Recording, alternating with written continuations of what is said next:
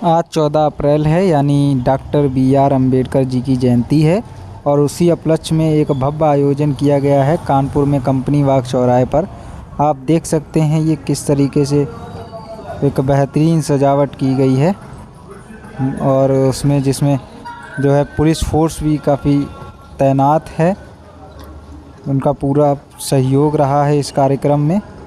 और देखिए आप, ये प्रतिमा लगी हुई है BR अम्बेडकर जी की, बाबा साहब की, और अंदर चल के दिखाते हैं किस तरीके से सजाया गया है। ये देखिए कुछ और भी महापुरुषों की तस्वीरें लगी हैं, जैसे संत कबीरदास जी, ज्योतिबा राव फूले जी, छत्रपति साहू जी महाराज, बिरसा मुंडा जी, संत गौडगे जी, सावित्रीबाई फूले जी, महाराजा बिजली पासी जी, माननीय काशीराम साहब जी। पूरे आयोजन के दौरान कुछ शोभा यात्राएँ भी निकाली गई हैं, जिसके कुछ सीन जो है मैं दिखा रहा हूँ।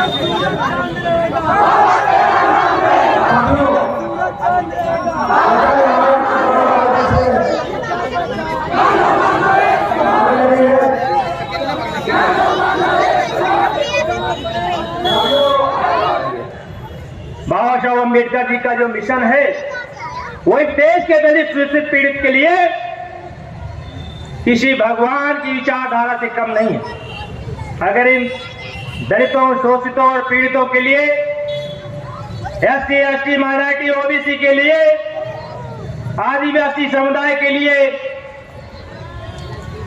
अगर कोई सच्चा भगवान है तो बाबा साहब अम्बेडकर है।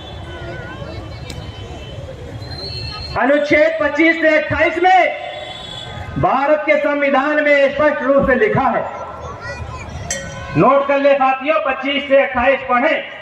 जब तक आप संविधान नहीं पढ़ेंगे नहीं जान पाएंगे कि पार्लियामेंट के अंदर बैठे लोग कानून बनाते हैं। वो शक्ति है, किसमें शक्ति है? पार्लियामेंट के अंदर निहित है। अगर आपके क्षेत्र का, लोकसभा का सांसद जो प्रतिनिधित्व करने वाला अच्छा व्यक्ति जाएगा तो आपके समाज के और इस क्षेत्र के विकास के बारे में बात करेगा। मैं कहना चाहता हूं कि पार्लियामेंट के अंदर से कानून बनते हैं, इसलिए बाबा साहब अम्बेडकर ने बड़े ही जद्दोजहद के साथ आप लोगों के लिए, हम लोगों के लिए शिक्षा का अधिकार दिला पाए थे। आज दोहरी शिक्षा नीति भारत के अंदर चल रही है। जब हमें पढ़ने का अधिकार नहीं था तो हम बहुत लालायित थे पढ़ने के लिए। और आज इन विकराल परिस्थितियों में देश आजाद होने के बाद जब हमारे लोग पढ़ लिख करके IAS और डॉक्टर, मास्टर, इंजीनियर हुए, लोकसभा सांसद हुए, विधायक हुए, मंत्री हुए, राष्ट्रपति हुए, मुख्यमंत्री हुए, तब दोहरी शिक्षा नीति भारत सरकार अपना रही है। एक तरफ प्राइवेटाइजेशन करके इतनी महंगी शिक्षा की जा रही है कि देश के दलित, शोषित, पिछड़ा कहे जाने वाले समाज चाह कर भी अपने बच्चों को अच्छी शिक्षा नहीं दिला पा रहा है। अगर आप अपने बच्चे को डॉक्टर बनाना चाहते हैं तो डॉक्टर की डिग्री पाने के लिए 5 साल पढ़ना पड़ता है। क्या 40 से 50 लाख रुपए आप लोग वहन कर सकते हैं? नहीं कर पाएंगे। इसलिए मैं कहना चाहता हूं, जिस प्रकार से बाबा साहब अम्बेडकर ने शिक्षा का अधिकार हमें दिलाया था, हमें वो सारे दरवाजे खुले, हम लोग गए स्कूलों में, कॉलेजों में, विश्वविद्यालयों में, मगर साथियों सोचने का विषय है, बाबा साहब अम्बेडकर ने वोट के लिए, जब देश का संविधान बन रहा था तो वोट के लिए ये कहा गया कि जो लोग ग्रेजुएट हैं उन्हें ही वोट देने का पावर होगा, उन्हें ही चुनाव लड़ने का पावर होगा। 1950 के आसपास जब भारत का संविधान 1947 में बनना शुरू हुआ तो हमारे लोग, हमारे समाज के लोग, इस देश के अनुसूचित जाति, अनुसूचित जनजाति, पिछड़ा वर्ग, धार्मिक अल्पसंख्यक समुदाय कहा जाने वाला वर्ग, आदिवासी कहा जाने वाला वर्ग, गिने चुने लोग ग्रेजुएट थे। बाबा साहब अम्बेडकर ने विचार किया, यदि ग्रेजुएट लोगों को वोट देने का अधिकार होगा और उन्हें ही चुनाव लड़ने का अधिकार होगा तो हमारे इन 85% बहुजनों का क्या होगा। उन्होंने आंदोलन छेड़ा, अपनी बात रखी, गोलमेज सम्मेलन में भी बात कही और हमें 18 वर्ष होने के बाद वोट देने का अधिकार प्राप्त हुआ। इसलिए मेरे नौजवानों, आप अपने वोट की कीमत ये मत आकिए कि हम बहुत गरीब व्यक्ति हैं या मैं पढ़ा लिखा नहीं हूं, मेरे वोट की कीमत कम है। नहीं, इस देश के प्रधानमंत्री की वोट की कीमत जो है वो आप एक आम नागरिक की वोट की कीमत है। इसलिए अपने वोट की कीमत को भी पहचानो, भ्रमित मत हो, सोच समझ के पार्लियामेंट और असेंबली में प्रतिनिधित्व करने वाले लोगों को भेजो। जो लोग सच्चे मायने में डॉक्टर बाबा साहब अम्बेडकर के विचारों में चलने वाले लोग हैं, उन्हें अपने वोट के दम पर पार्लियामेंट में भेजो, वरना 5-5 किलो के लिए अनाज के लिए यूं ही लाइन लगाते रहोगे। आपको शिक्षा नहीं दी जाएगी, आपका व्यापार छीना जाएगा, आपको रोजगार नहीं दिया जाएगा, फिर हिंदू और मुस्लिम किया जाएगा। क्या ये देश भारत है?